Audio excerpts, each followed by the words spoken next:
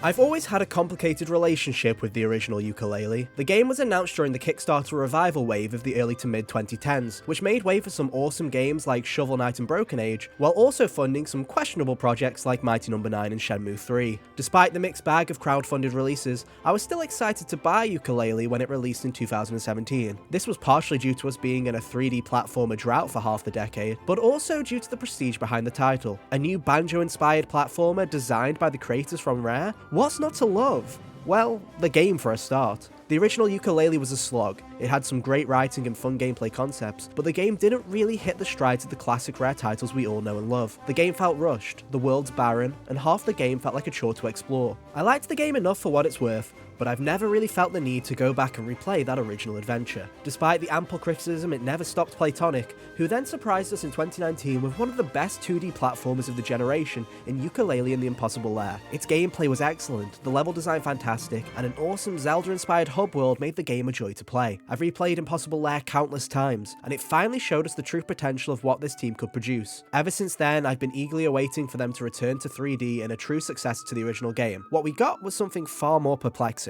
Yooka Replaylee was announced in 2024 and set out to right the wrongs of the original release, featuring adjusted level designs, over double the collectables of the original game, and a huge rework to the base moveset. It honestly felt like a waste of time when Playtonic originally revealed it, especially as we've been waiting for so long for a true sequel, but I'm happy to report that after beating Yooka Replaylee that I couldn't have been more wrong. Yooka Replaylee is a fantastic reimagining of the original game. It takes the flawed pieces of the original release and refines them into an excellent 3D platformer. It may not be perfect, but it finally feels like Playtonic finally have hit their stride.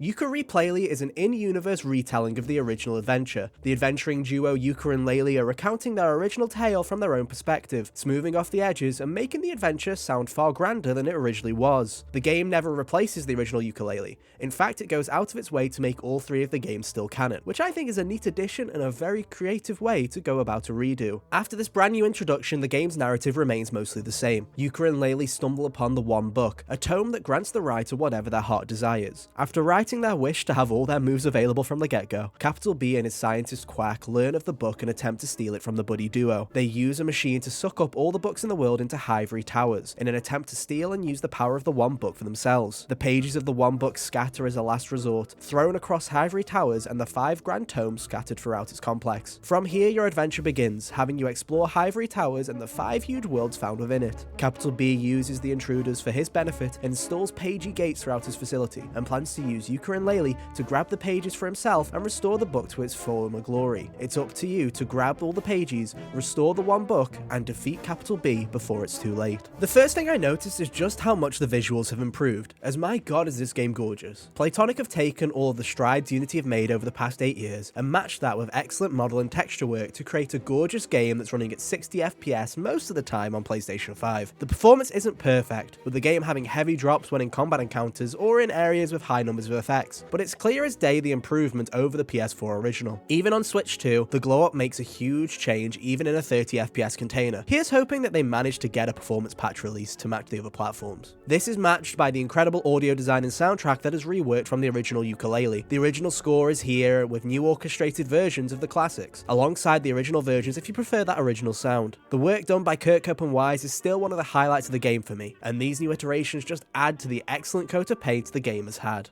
But a new coat of paint can only do so much for the original Yooka-Laylee, as most of the game's faults were with how the original game played. Thankfully, Yooka Replaylee does a lot to rectify those past mistakes. In terms of the base moveset, Yooka Replaylee takes a page from most modern platformers, and gives you the entirety of Yooka's moveset from the start. And this one addition is one of the biggest game changers for Yooka Replaylee. Every world is now expanded from the get-go, and can be completed without having to backtrack, and the flow of moves has been fine-tuned so the characters feel excellent to play. Add to this the removal of stamina for base moves like the reptile roll, and a newly refined camera to boot, and Yooka becomes a joy to play. His moveset really does become a toy box, and what better way to emphasize the new freedom of movement than to add nearly double the amount of collectibles as the original game. There are now over 300 pages for you to find in the worlds, and a variety of modes and challenges have been added to spice up the number of ways these pages are discovered. Some of these challenges have clearly taken inspiration from Mario, with triple pages being awarded from completing main objectives, and red coin challenges requiring you to collect collect them in a given time. Others are more unique, like green coin races, collecting ghostwriters, and completing quests for inhabitants of the Grand Tomes. In each world, you'll also find 8-pagey pieces, which when collected will give you a whopping 2 pages and, side note, are a real pain in the butt to find. A lot of the terrible quests found within the game have also been completely reworked or removed. The quizzes from the original game are gone, but the highlight for me has to be the new polygonal Rextro arcade levels. The original, frankly awful minigames have been scrapped and entirely replaced by new platforming challenges. These levels are extremely charming and are such a great addition to the flow of the game. The only downside for me still are the transformations, which still don't feel fantastic. Most feel like an arbitrary inclusion in best,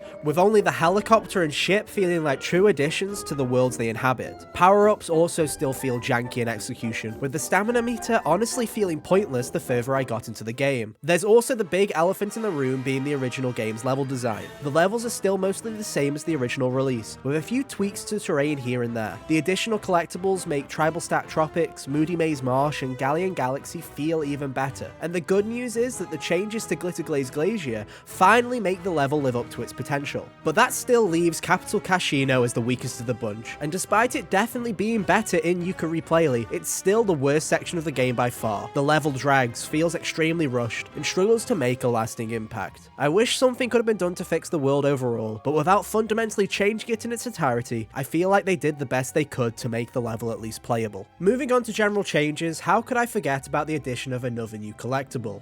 Quids!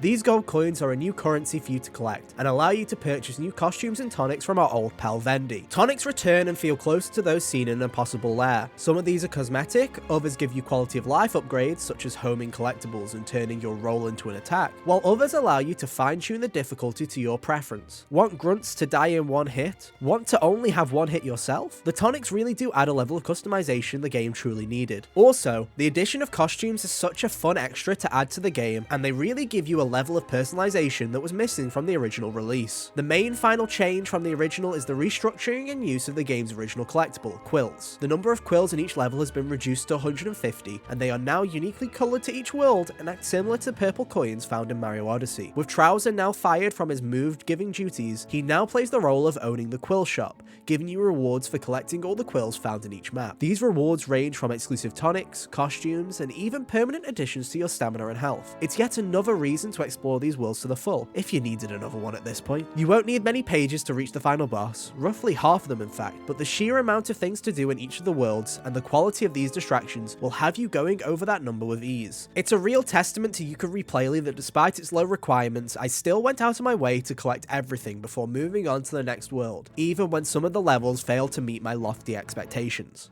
Yooka Replaylee is an excellent reimagining of the originally flawed 2017 platformer. Its changes to the moveset, camera, collectibles, and world design fundamentally change the game for the better, making for an exceptionally fun platformer that finally feels like the rare revival people had hoped the original would be. It's not perfect, as some of the original game's flaws cannot be easily glossed over with a new coat of paint, but what's here truly is a commendable achievement. Yooka Replaylee does what I wish more developers would do: use a remaster or remake as an opportunity to take what was once an extremely flawed game and turn it into something very special. I can highly recommend Yooka Replaylee if you're a fan of 3D platformers and the games Rare used to make on the N64. It's a beautiful recreation that really feels like the start of something greater for Playtonic. At first, I thought that going back to the original Yooka-Laylee was a waste of time, but I really have to commend Playtonic for going back and turning it into the game it was originally meant to be. Now, if you could get a Yooka-Laylee to us in an even better state, I'll be a happy bunny indeed. Or should that be a pundle of joy? Sorry.